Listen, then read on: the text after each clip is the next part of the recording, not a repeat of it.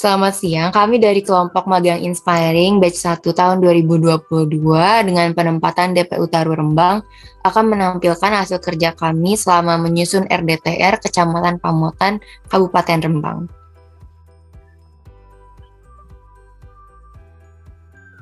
Ini adalah keenam anggota kelompok kami, dimulai dari Eva. Perkenalkan, nama saya Eva Rahmanul Kolbi dari Perencanaan Wilayah dan Kota Universitas Islam Bandung. Saya Safa Orfiaudina dari Perencanaan Wilayah dan Kota Universitas Diponegoro. Saya Lika Fatina dari Perencanaan Wilayah dan Kota Universitas Islam Sultan Agung. Saya Katrina Sandra Kusuma dari Geografi Universitas Negeri Semarang.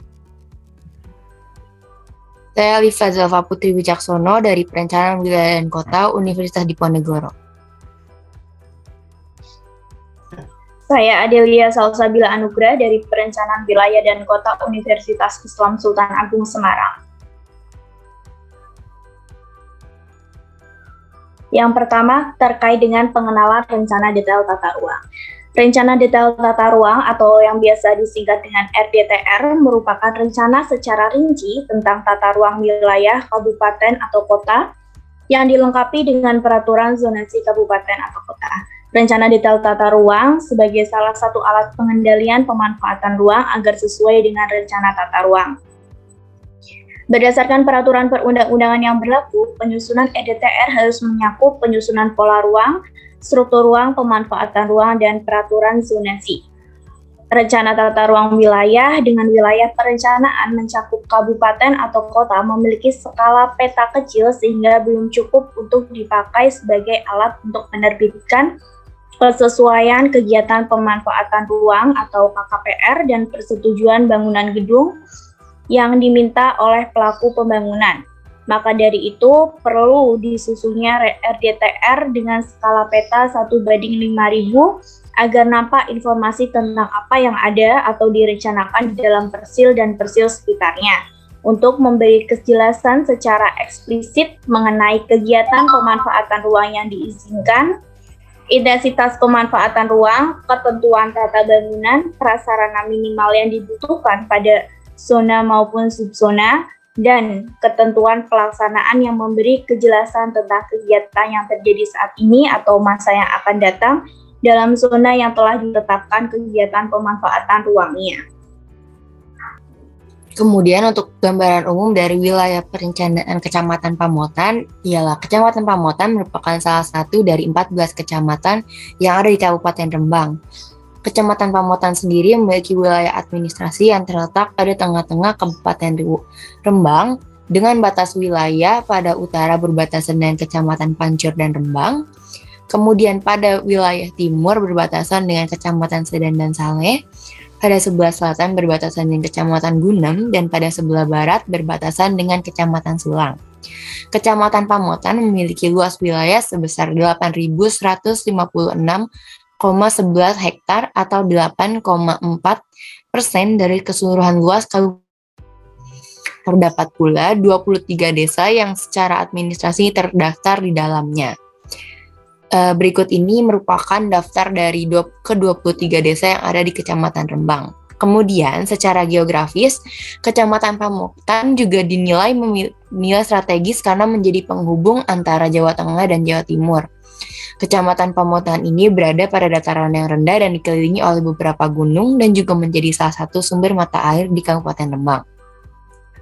Ibu kota kecamatannya berada pada Desa Pamotan yang merupakan desa paling luas dan juga pusat pertumbuhan dari kegiatan masyarakat yang kemudian berkembang menjadi fungsi perkotaan. Terdapat hal unik pula pada Kecamatan Pamotan, yaitu ada 2 desa yang secara wilayah administrasi geografisnya terpisah atau memiliki 2 titik yang berbeda, yaitu Desa Bangunrejo dan Sumberrejo.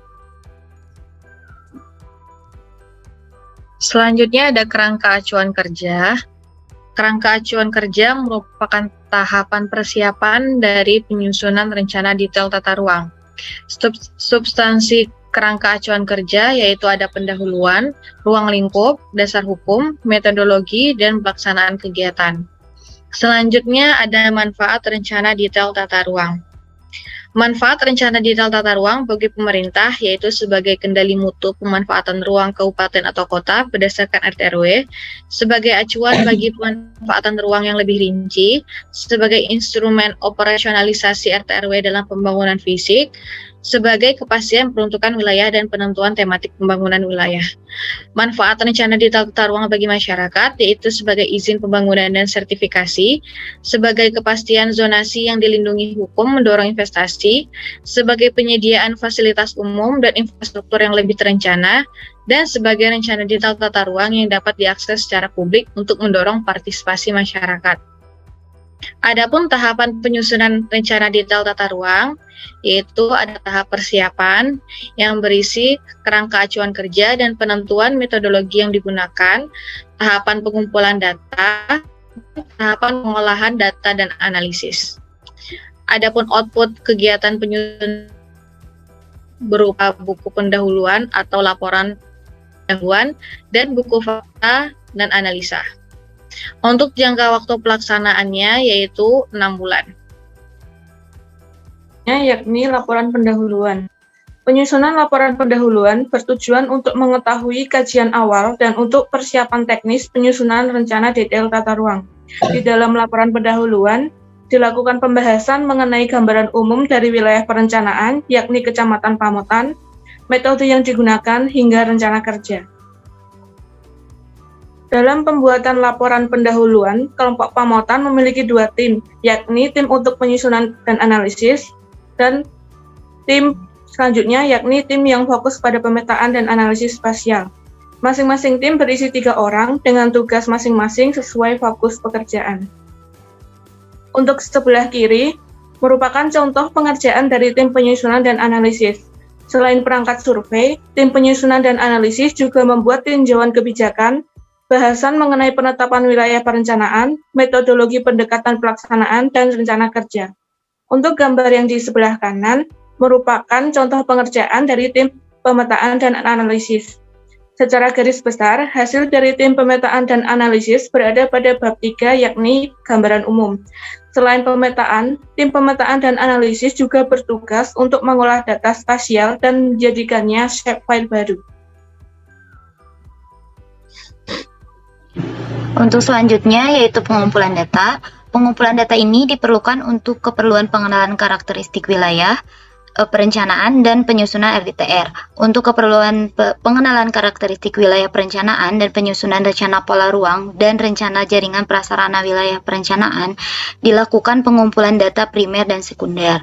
Yang pertama ada data sekunder. Data sekunder ini merupakan pengumpulan data melalui survei instansi, yaitu permohonan data kepada wali data, sintesa buku atau literatur, sintesa data dan informasi dari website resmi wali data, dan sejenisnya.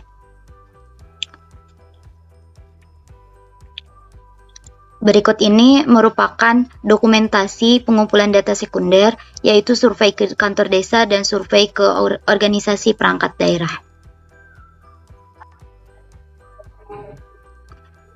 Selanjutnya, pengumpulan data primer. Pengumpulan data primer ini merupakan aspirasi baik dari masyarakat, pelaku usaha, komunitas adat, kondisi dan jenis guna lahan bangunan, intensitas ruang dan konflik pemanfaatan ruang, infrastruktur perkotaan yang didapatkan melalui observasi lapangan, kondisi fisik dan juga sosial ekonomi wilayah perencanaan melalui kunjungan ke semua bagian dari wilayah perencanaan. Berikut ini merupakan dokumentasi pengumpulan data primer di Kecamatan Pamotan.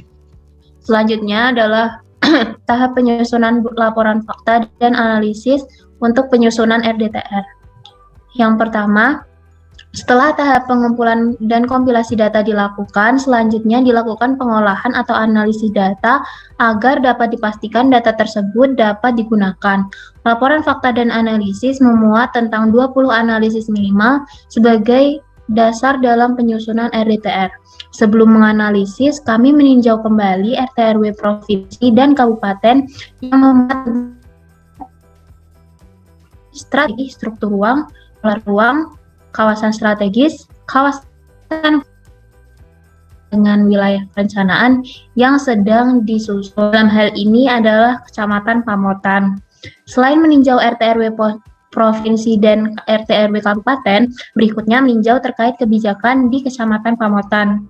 Kebijakan tersebut antara lain terkait bagaimana kebijakan rencana pembangunannya, kebijakan tataran transportasi lokal, rencana induk pengembangan industri dan pariwisata daerah, master plan drainase, buku putih sanitasi, rencana induk pengembangan sistem penyediaan air minum, RP2K-PKP, rencana usaha penyediaan tenaga listrik, buku IKPLHD, rencana penanggulangan bencana daerah, rencana kontingensi bencana, master plan RTH, serta pola dan rencana pengelolaan SDA wilayah sungai. Setelah meninjau ulang terkait kebijakan RT/RW, selanjutnya kelompok kami menyintensa literatur, kriteria perencanaan penataan ruang, kriteria pengklasifikasian zona dan subzona kawasan lindung, kawasan budidaya, kriteria pengaturan ketentuan khusus, serta kriteria pengaturan dasar zonasi dan teknik pengaturan zonasi. Kemudian selanjutnya adalah kajian terkait data yang didapatkan, serta potensi dan permasalahan terkait penataan ruang. Tahap ini dilakukan setelah melakukan tahap pengumpulan data secara primer dan sekunder. Data-data tersebut kemudian dilakukan kompilasi data dan diidentifikasi potensi dan permasalahan yang ada. Kompilasi data tersebut dikelompokkan menjadi beberapa subbab, antara lain data dasar, kependudukan, ekonomi wilayah, fisik dasar dan lingkungan, pemanfaatan ruang, bangunan dan pertanahan, sarana dan prasarana, sosial budaya karakteristik ruang, serta analisis kelembagaan. Dan selanjutnya adalah bab terkait analisis dasar. Pada tahap ini dilakukan analisis lebih lanjut agar dipastikan data tersebut dapat digunakan. Dalam proses ini 20 analisis minimal beserta analisis bawahannya yang dimaksud antara lain yang pertama, analisis struktur internal wilayah perencanaan, analisis sistem penggunaan lahan, analisis kedudukan dan peran wilayah perencanaan dalam wilayah yang lebih luas. Yang keempat, analisis sumber daya alam dan fisik atau lingkungan wilayah perencanaan. Yang kelima, analisis sosial budaya. Yang keenam, analisis kependudukan. Yang ketujuh, analisis ekonomi dan sektor unggulan.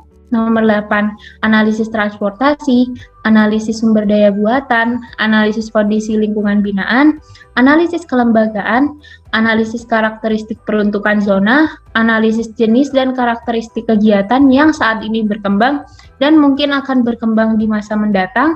Kemudian yang ke-14, analisis kesesuaian kegiatan terhadap peruntukan zona atau subzona, analisis dampak kegiatan peruntukan zona atau subzona, analisis pertumbuhan dan pertambahan penduduk pada suatu zona, dan analisis gap antara kualitas peruntukan zona atau subzona yang diharapkan dengan kondisi yang terjadi di lapangan. Sekian presentasi dari kelompok penempatan Kabupaten Rembang. Apabila ada salah kata, mohon maaf sebesar-besarnya. Wassalamualaikum warahmatullahi wabarakatuh.